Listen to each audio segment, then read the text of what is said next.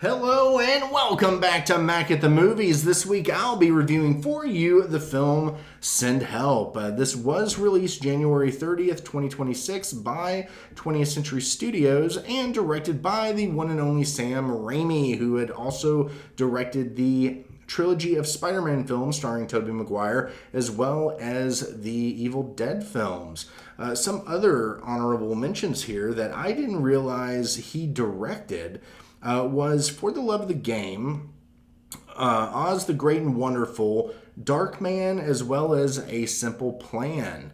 Back to Marvel real quick, he did Doctor Strange and the Multiverse of Madness.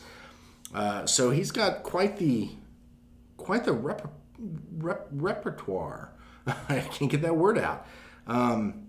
Quite the portfolio that I didn't realize he had. I think of Sam Raimi, my mind automatically goes to Evil Dead. Anytime you say Sam Raimi, Evil Dead, followed by Spider-Man. But that's a different rabbit hole I could go down. We could talk about these movies all day.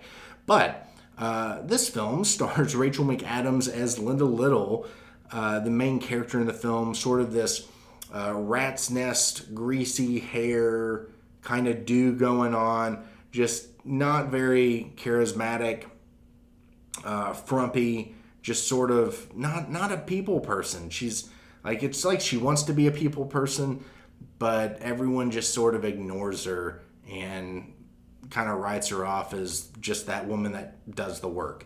You have Dylan O'Brien, who plays Bradley Preston, her boss. Sort of this Nepo baby. Her old boss died. The son comes in as new CEO, president of the company. And he's just a jerk about everything that he does. Xavier Samuel plays Donovan, sort of this Weasley kind of ladder climbing character who steals Linda's work, puts his name on it, and turns it in for all the prize and glory. And then you have Adele Ismail, who plays Zuri, Bradley's fiance. Bradley basically has everything going on for him. Linda has everything just working against her, and she's the hard worker. She is, a lack of a better word, the mule of this office. She's the one that you need something difficult done. She's going to do it, and she's going to do it well. But yeah, Donovan more or less takes over her work, takes credit for it. She gets confused, like, I'm supposed to be presenting this to the board, and, it's my work. Donovan's saying, hey, things have changed. I'm going to let them know that you did this work, but I'm going to give it to them, and, hey, your name's on here. And he points to a sticky note that has her name on it. Again, Donovan sort of takes all the work, takes the credit on to himself, and when it's being announced that he's going to be the new VP, Linda gets pissed off. We have the character of Franklin, played by Dennis Haysbert, as you might know, the Allstate man. He was Bradley's father's right-hand man. He was the eyes and ears of the company, and told Bradley that Linda was up for the promotion of VP. And Bradley said, absolutely not. I'm not going to have this, frumpy nobody as my vice president. He gets upset because Linda was eating a tuna fish sandwich in the office. Some tuna fish got on her hand. She shook his hand, and now he has tuna fish on his hand, and he's mad about it. And it's just one thing snowballing into the next. Bradley's not going to have her as VP, and when she finds out about that, she's pissed. Understandably so, and goes straight to his office to chew him out. She wants answers, and he's shockingly cavalier about the whole thing. He's just kind of like, well, this is what I want, this is what I see, and you don't have it. But he gives her the chance to prove him wrong. I think it's just a ruse.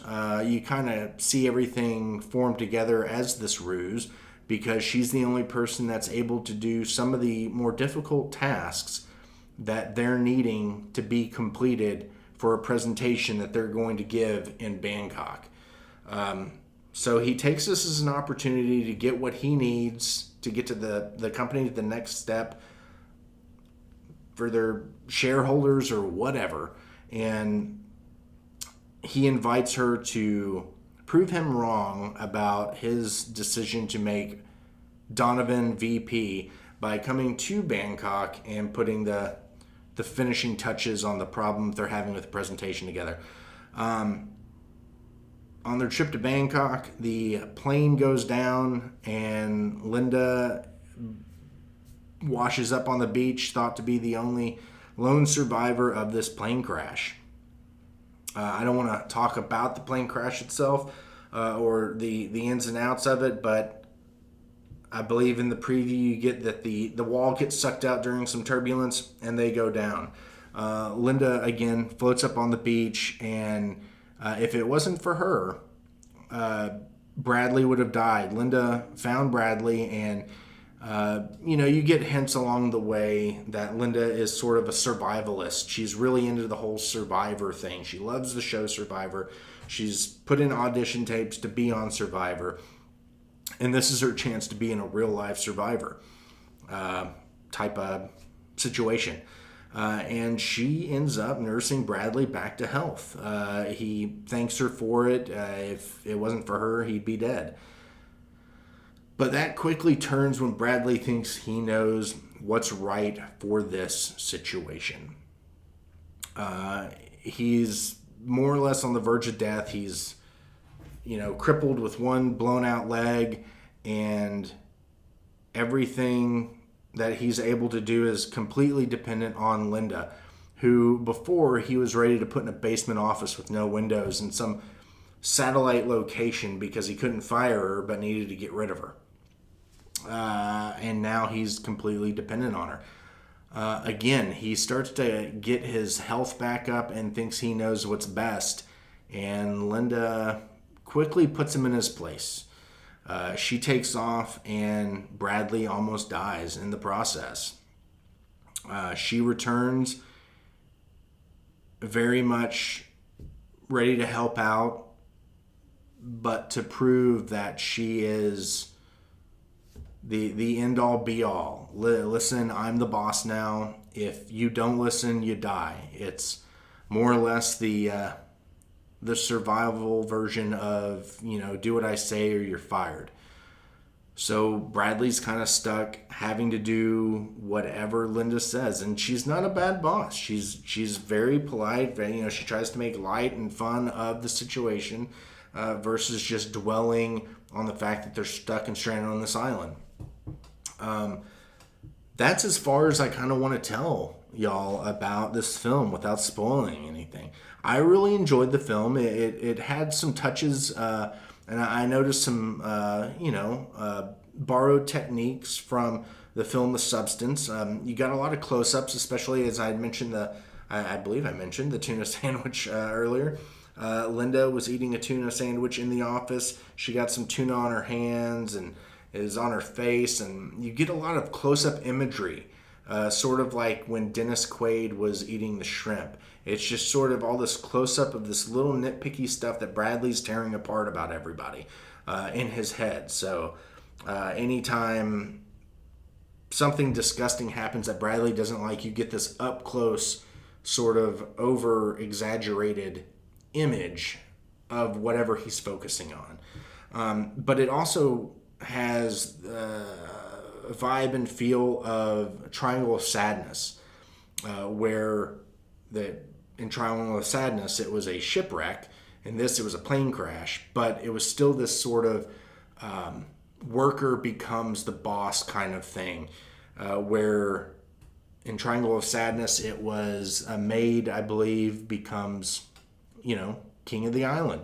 She knows what to do, how to start a fire, how to catch a fish, all that stuff. Same with Linda. She knows multiple ways to start a fire, so she gets a fire going. She creates a camp. She catches the food. The scene involving a boar was a lot of fun, and it reminded me of another movie. I can't I should have looked it up, but I didn't think about it until just now. It's something to do with the wilderness or something. I can't remember. I think it might have been by the guy who did What We Do in the Shadows. I could be way off. I remember one of the characters was the kid that played in Deadpool 2. The kid with the fire hands. He could blow stuff up and create things with fire. He was in that film when he was younger. Something to do with the wilderness or the wildness or something. But I'll put it in the notes to this when I find it. So if you're interested in looking that up, there's a similar scene involving a boar and hunting a boar that I noticed in this film that would kind of sort of relating in context or content. That was just fun. But all in all, I'm just kind of droning on with all that. But I definitely say check this movie out. It was a lot of fun, especially when they're on the island. You start to see things kind of unfold and things happen. That is just overall a lot of fun. So I definitely suggest checking this one out. A solid 4 stars out of 5. I'm looking forward to watching it again when it comes out and picking it up on Blu-ray or 4K, whatever I choose to get it in. Or what's available, I guess. But if you saw the movie, what did you think about it? Did you love it or did you hate it? Did you notice any of the similarities to the other films that I noticed? Let me know down in the comments below. And as always, thank you for stopping by, and I will see you next time. Bye.